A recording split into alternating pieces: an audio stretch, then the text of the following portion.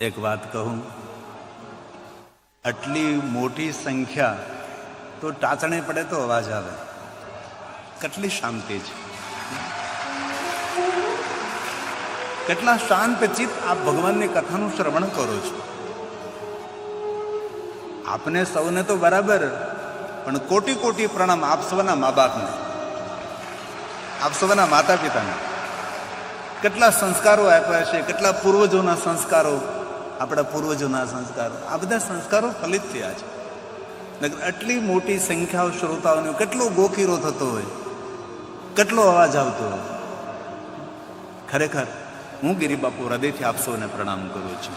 ખૂબ હૃદયથી મારા પ્રણામ, ખૂબ હૃદયથી અહોભાવ. આપણા બાપા અરે આપણે કેવો વ્યવહાર કરવો જોઈએ એની આપણને ખબર હોવી જોઈએ. આમાંથી કોઈને પૂછો, બાપાની પરિક્રમા કરી ક્યારે? ગિરનારની પરિક્રમા કરવા વારંવાર જઈએ છીએ આપણે. વૈષ્ણવ ગોવર્ધન પર્વતની પરિક્રમા કરે છે, મહારાષ્ટ્રના લોકો બ્રહ્મગીરી પર્વતની પરિક્રમા કરે છે. અમે સૌ કૈલાસની પરિક્રમા કરવા જઈએ, મહાદેવના ભક્તો. તીર્થોની પરિક્રમા કરીએ, માતા નર્મદાની પરિક્રમા કરીએ, પણ પોતાની જાતને પૂછો ક્યારે બાપાની પરિક્રમા કરી છે? આ નારદજીનો મોટો સંદેશ છે. પિતાજીની પરિક્રમા કરી છે. જે માણસ રોજ પોતાના માતા પિતાને પગે લાગે છે તેની કીર્તિમાં અને જ્ઞાનમાં અને વિદ્યામાં વૃદ્ધિ થાય. જે પોતાના મા બાપને રોજ પગે લાગે છે.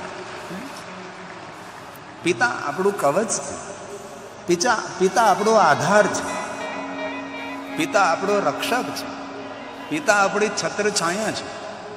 જેમ આપણા જીવનમાં માનું મૂલ્ય છે એ જ રીતે પિતાનું પણ મૂલ્ય છે. ભલે માના ઋણમાંથી મુક્ત ન થઈ શકે, પણ પિતાના ઋણમાંથી કાંઈ મુક્ત ન થવાય. બાપ આપણો રક્ષક છે. માં આપણને બોલતા શીખવાડે, પણ સમાજમાં કેવું બોલવું ને એ બાપ શીખવાડે કે બેટા આવી રીતે વર્તન ન કરે, આવી રીતે બોલાય.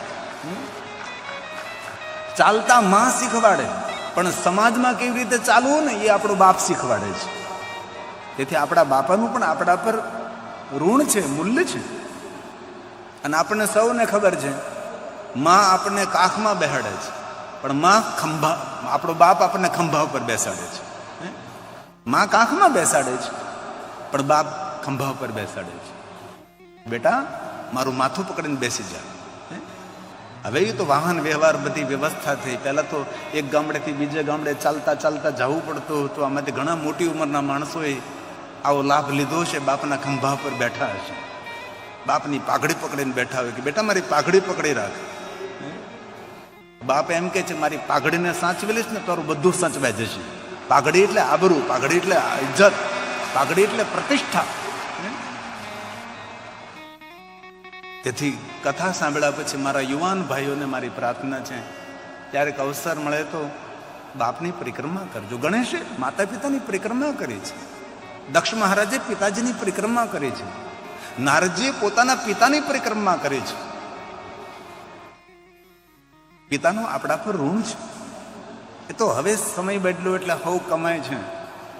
પહેલા કઈ બધા કામ નહીં કરતા હતા. એક બાપ કમાતો હતો, ઘરનું આખું ભરણ પોષણ થતું હતું. એ તો હવે તો એક દીકરા ને બે દીકરા ને ત્રણ, પહેલા તો 5 5 6 6 7 7 8 8 બાળકો એક બાપ ભરણ પોષણ કરે. હું તમને કહું, એક બાપ પહોંચી રહે. આ વાતને આપણે મગજમાંથી કાઢી નાખવાની છે. અમે બેન અમારું એક, અમે બેન અમારા 10 હોવા જોઈએ. આપણે જો સંખ્યામાં ઘટી જઈશું, લઘુમતીમાં આવી જઈશું, આપણું કોઈ અસ્તિત્વ નહીં રહે. ખાનદાની ખુમારીને રખાવટથી ભરેલો આ સમાજ છે. આહિર સમાજ એટલે ખાનદાન, ખુમારી, રખાવટ, બોલવું બદલે નહીં, એ આહિર સમાજ છે. એ યદુવંશની પરંપરા છે. તો કથા સાંભળ્યા પછી નાનકડી વાતો પણ જીવનમાં ઉતારીએ. કાંઈક જીવનમાં અર્ક નીકળે, કાંઈક જીવનમાં તથ્ય મળે. એક પંક્તિ આપણા બાપ માટે ગયો, આપણા સૌના પિતા માટે. એક વાત કહું, આપણા ઘરની અંદર આપણો બાપ જો જીવતો હોય તો આ દુનિયામાં આપણા જેવું કોઈ ભાગ્યશાળી માણસ નથી. આપણો જીવતો બાપ આપણી સામે હોય, આપણો રક્ષક છે, આપણી ઢાલ છે, આપણી છત્ર છાયા છે આપણો પિતા. એક પંક્તિ સંભળાવું પિતા માટે છે. કુટુંબના તારણહાર પૂજ્ય પિતાને વંદન કરું હજાર મારા વહાલા પિતાને વંદન કરું હજાર મારા વહાલા પિતાને. આપણો જીવનદાતા છે, આપણો પ્રાણદાતા છે, આપણો પાલનહાર છે.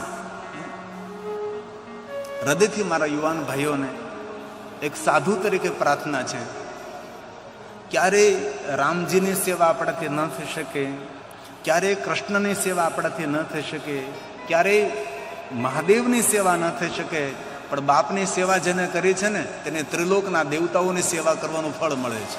એ છે આપણો પિતા, એ છે આપણો બાપ.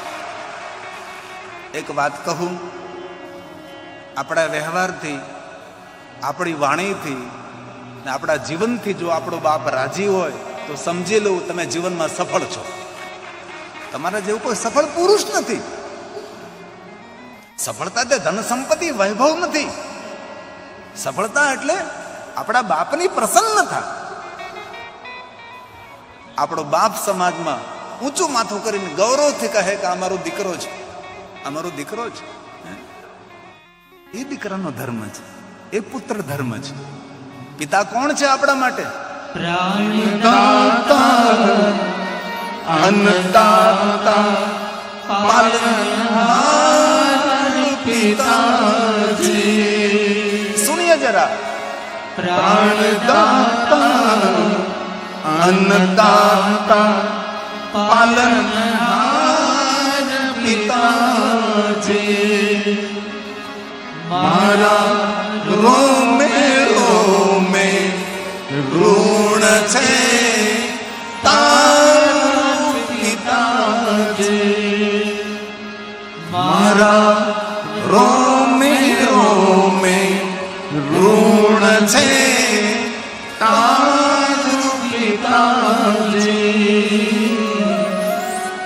મારું નામ થયું ઉજળું તાત તારા નામથી.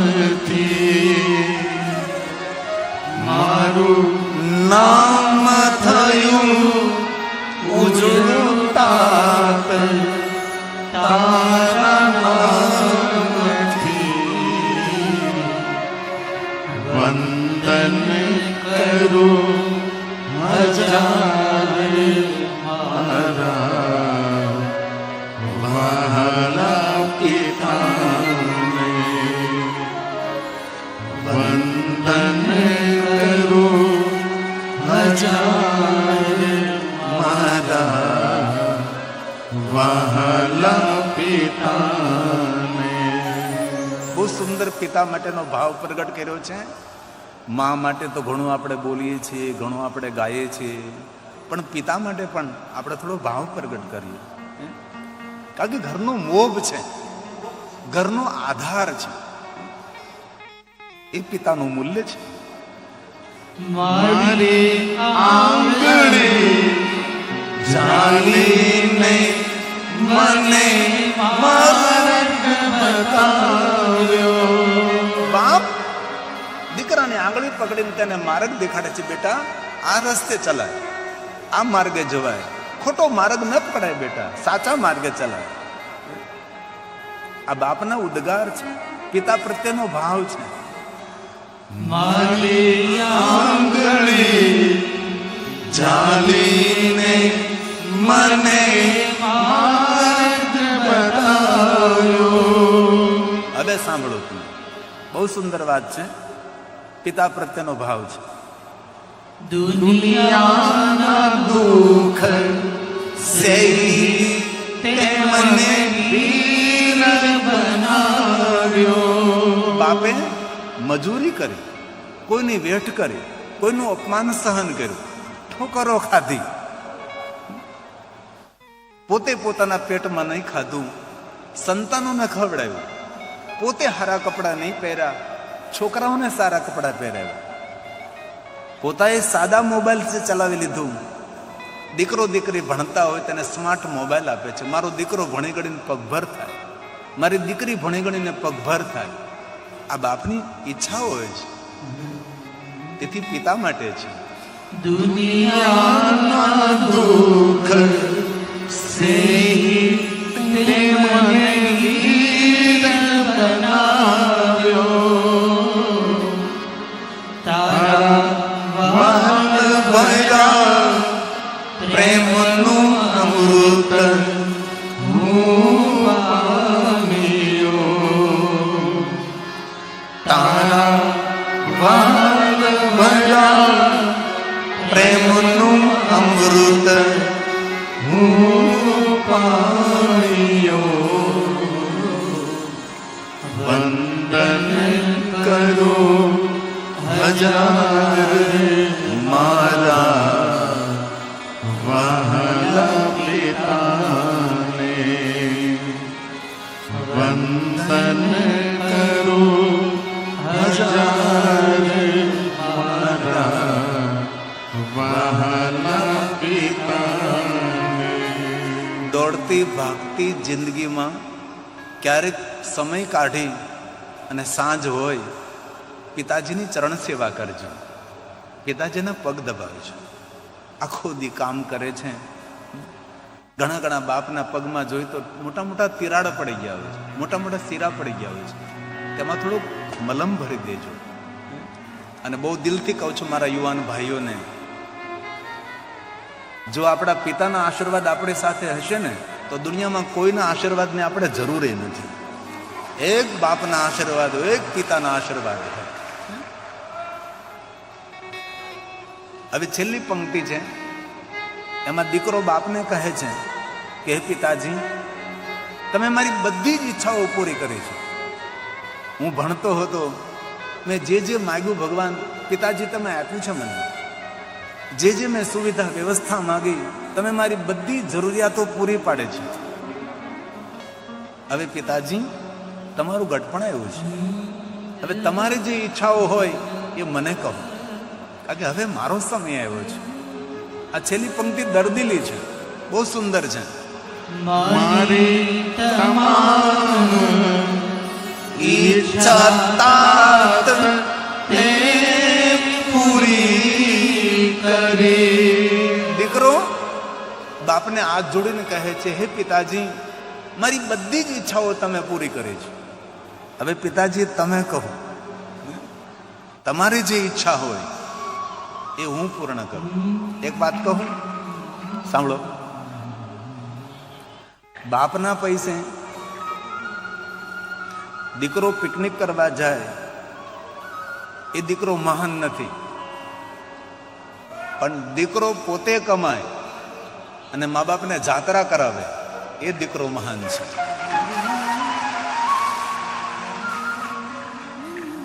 બાપના પૈસે સૌ દીકરાઓ લીલા લહેર કરે છે એમ નહીં, પણ દીકરો કઠોર પુરુષાર્થ કરે, ધન કમાય અને પોતાના મા બાપને તીર્થયાત્રા કરવા લઈ જાય. એવા દીકરાઓની આપણે જરૂર છે. એવા દીકરાઓ કથા નિર્માણ કરે છે.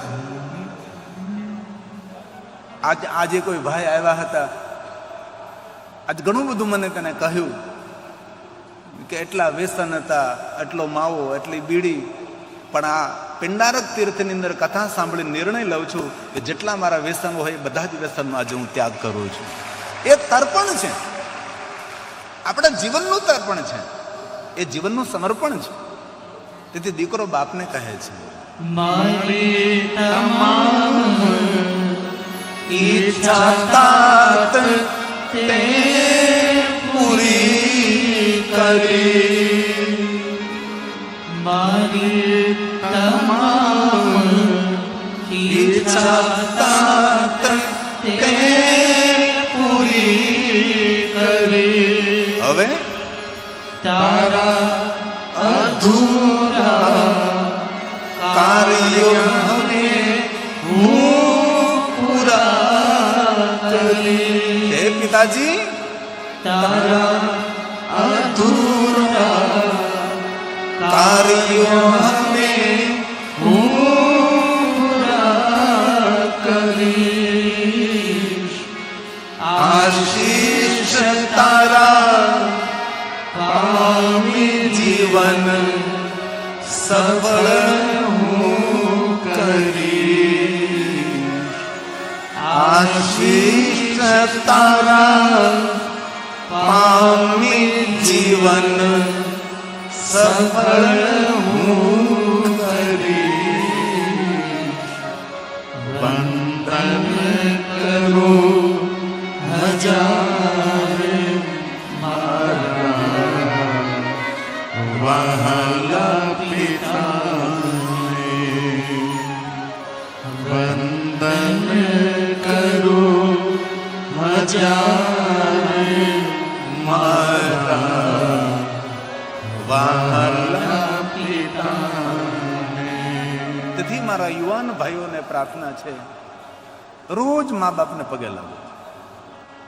થઈ શકે તો રોજ પરિક્રમા કરીએ, આપણે પિતાને પરિક્રમા કરીએ, કેટલો આનંદ આવે. આપણે વ્યાસપીઠને પરિક્રમા કરીએ, દેવાલય શિવાલયજીને પરિક્રમા કરીએ, પણ આ બધી જ પરિક્રમાનું ફળ આપણા મા બાપની પરિક્રમા કરવાથી પ્રાપ્ત થાય. આ નારદે કહ્યું છે.